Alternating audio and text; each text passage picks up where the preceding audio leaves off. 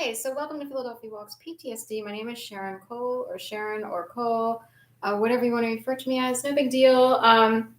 We're trying the harsh lighting whenever I do a video later in the afternoon, so try to work on that. But anyway, wanted to do a video today on April 2nd, 2023, about crowding, flash mobbing, gangstalking, and weird experiences, say like as a Starbucks barista or employee or worker, or really it could happen anywhere, but it came up while I was working for a Starbucks in Gainesville, Florida.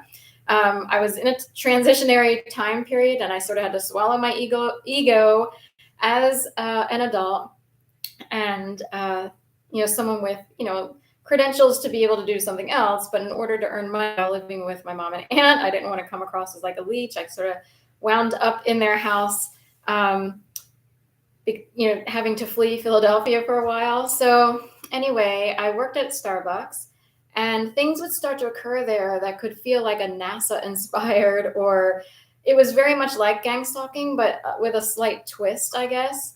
And while I was there, I noticed that people would come in groups, not necessarily always connected.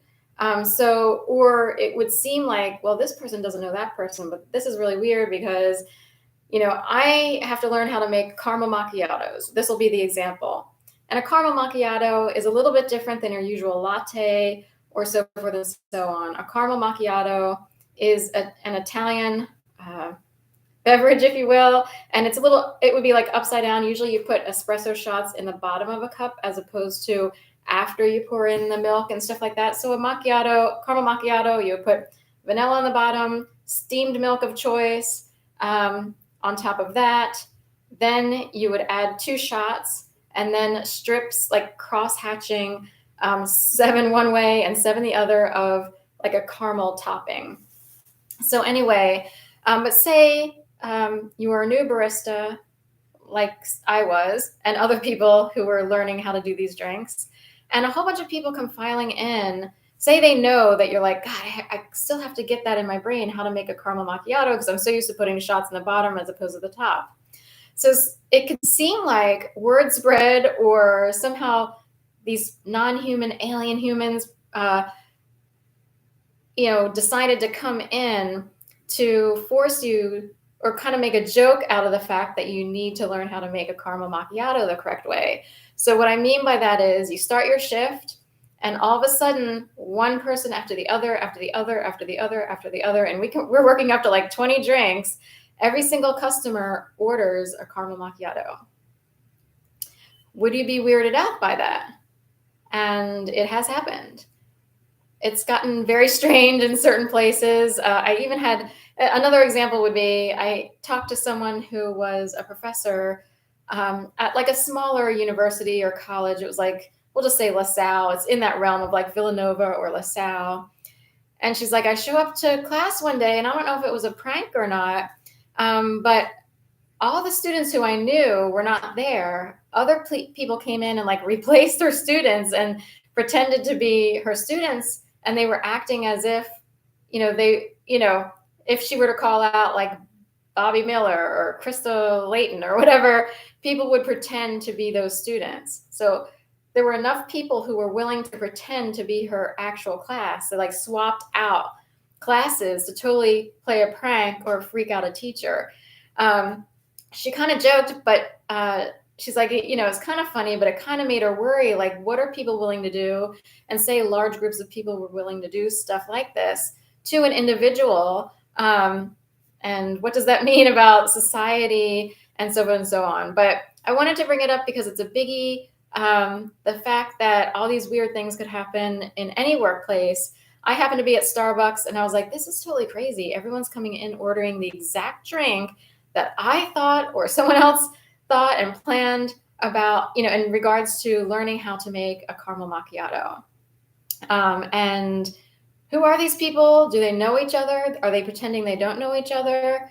And they'll just come in one after the other, after the other, after the other. Another thing that happened I had to briefly train on drive-through while working at Starbucks. I worked for about 8 months until I could find other things to get me going into other jobs.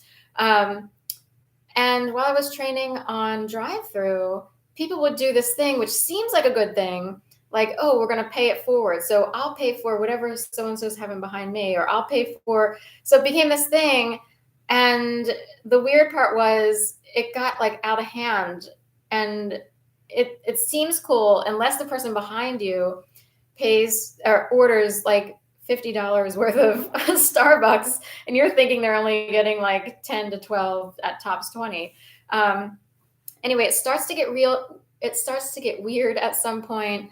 The Carmel Macchiato example, I think, is a really good example of how strange it could get for people. So, and it happened on several occasions. This idea of like, I'll think, okay, I'm going in for a shift tonight, and those frappuccinos, I forget again how you make a certain type of new frappuccinos, because Starbucks will have new recipes or seasonal recipes, and they might put out an ad on their app saying, we're going to offer, the Hogwarts, frappuccino, and it'll be purple and green and this, that, and the other. And it's like, now I have to remember what you're supposed to put in that. And do we have the ingredients? And lo and behold, again, 20 to 25 people in a row, drive through and or in the cafe, will order that exact drink. Now I realize something like that would be advertised so people would get excited about it, particularly kids or what have you. Usually there's enough of a population of people who visit Starbucks where they would get their normal stuff like a vanilla latte or this, that, or the other. But in succession, it can start to get weird. So I just wanted to bring up this example. In a way, it's technically gangstalking. It kind of harkens back in 2010, like 8, 9, 10, people got all excited about flash mobbing, but the type of flash mobbing that would be like cute or fun, or, oh, in New York City, they had this whole movement of sign up and we'll go on the subway and, wear boxer shorts, and everybody will wonder why so many people are wearing boxer shorts, or why we're going to break out in song in the middle of Penn Station and start singing, Ave Maria, or, some Christmas song or what have you. And it seems fun and neat until it starts to get weird. At some point, it can start to get weird. And if you're not in the loop, or if you're caught off guard, or it can start to creep you out, particularly in the case of ordering the same drink over and over. And you literally had this subtle thought before going to work, like, I really need to remember Carmel Macchiato, and you're privately thinking it, and you get in there, and swarms of people order Carmel Macchiatos, and normally that would not be the case. Anyway, so food for thought in terms of the tactics and the creative ideas of these groups of people, rings of people, gangs of people. I have no idea. When I was in Gainesville, Florida, it's not like I could really say, oh, well, this person knows that person knows this person. So it wasn't like a clear group, like say a high school group of kids, and they're like, we're all going to go in and order Carmel Macchiato. We heard somebody needs to learn how to make them. That would be one thing.